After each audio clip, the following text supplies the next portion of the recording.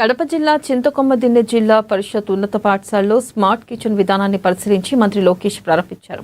జిల్లాలో డొక్క సీతమ్మ మధ్యాహ్న భోజన పథకాన్ని వినూత్నంగా స్మార్ట్ కిచెన్ల ద్వారా జరుగుతున్న తయారీ విధానం, స్మార్ట్ కిచెన్ ద్వారా వంటల తయారీ ఏ విధంగా జరుగుతుందో నిర్వాహకులను అడిగి తెలుసుకున్నారు.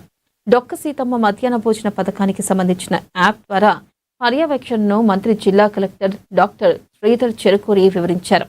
ఇక ఈ విధానాన్ని తిలకించిన మంత్రి లోకేష్ అధికారులు అభినందించారు.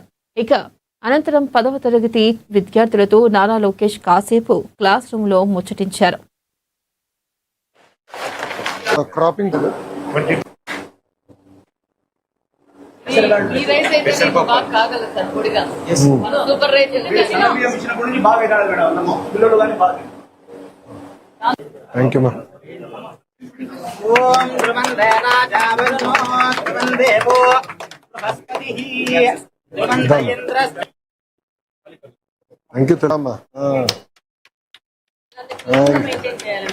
మీరే అడుగు మీరే ఫస్ట్ కలా అదే రండి.